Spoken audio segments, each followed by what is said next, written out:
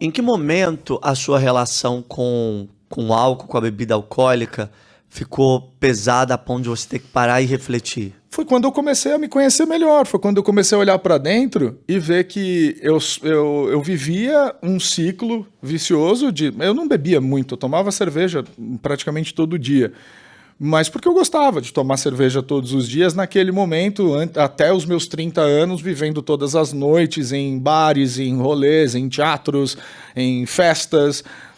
A gente acaba tomando cerveja pra caramba.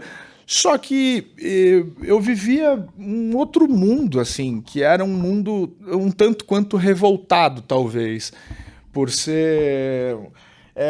por estar sempre ali no meio desse rolê e dessa energia e tal, as coisas não davam muito certo. Eu via que tipo, o trabalho era meio mais ou menos, aí fazia um teatro aqui, fazia uma publicidade ali, mas era tudo muito desgastante, muito pesado, porque eu ainda olhava só aqui fora e vivia nesse mundo de comparações e de apontar de dedos que a sociedade vive.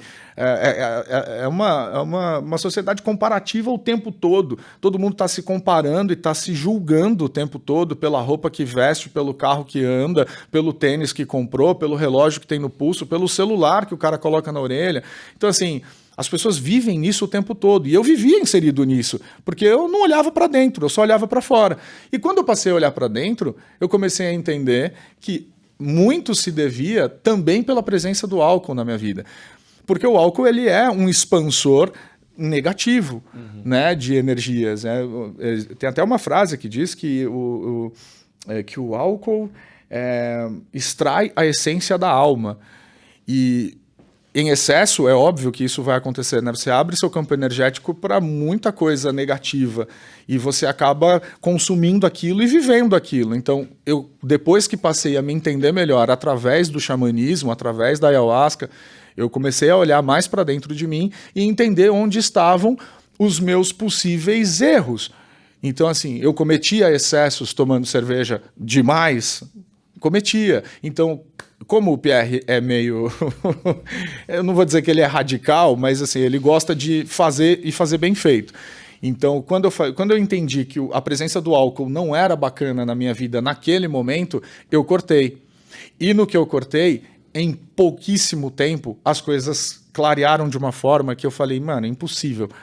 Mas será? Sim, e estava muito correlacionado, porque... Quando você tira esse expansor e passa a olhar somente para dentro de você e utiliza uma outra ferramenta de expansão, mas de uma expansão de consciência, você começa a ter essa consciência, você passa a viver mais essa consciência. E isso foi me levando para esse caminho de autocentramento, de autoconhecimento e de equilíbrio. As coisas começaram a fluir, as pessoas começaram eu trabalhava de um jeito diferente do jeito que eu passei a trabalhar depois que eu passei a me conhecer melhor e depois que eu cortei o álcool da minha vida. E depois de 7 anos, né, que eu fiquei sem consumir nenhum tipo de bebida alcoólica e nada, assim, eu estava completamente careta, né, no sentido literal da palavra mesmo. Agora, no final do ano passado, depois que aconteceu todo esse movimento de mudar de casa, de mudar de cidade, de mudar o seu padrão de vida, eu entendi que eu estava vivendo um outro extremo.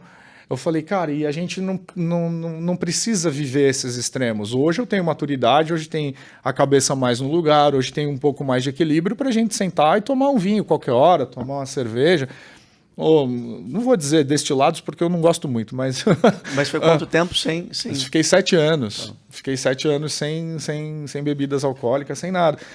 E aí, depois que passou esse tempo todo, e eu entendi que eu estaria de novo inserido nesse contexto de sociedade, de festas, de rolês e afins, eu falei, cara, e aí, como é que vai fazer? Você não vai tomar uma cerveja com o seu amigo que está aqui nessa festa? Pô, sim, não tem problema nenhum, o problema é o excesso.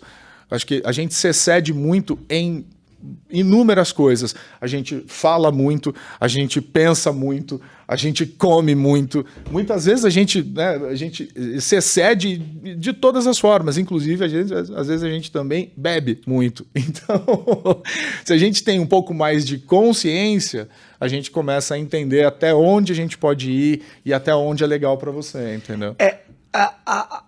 Essa busca do autoconhecimento você atribui a ter sido também, de alguma maneira, o despertar da sua vida ali nessa virada de chave. Sim, faz parte de um despertar coletivo, porque o movimento xamânico ele está crescendo assim, exponencialmente, tá? Cada dia que passa, mais um ponto de luz é aberto e mais pessoas estão comungando, mais pessoas estão indo atrás, porque as pessoas estão querendo se entender. Essa nova geração está vindo também justamente para isso, para dar esse chacoalhão planetário para que a gente consiga se entender e consiga fazer um mundo melhor daqui para frente, né?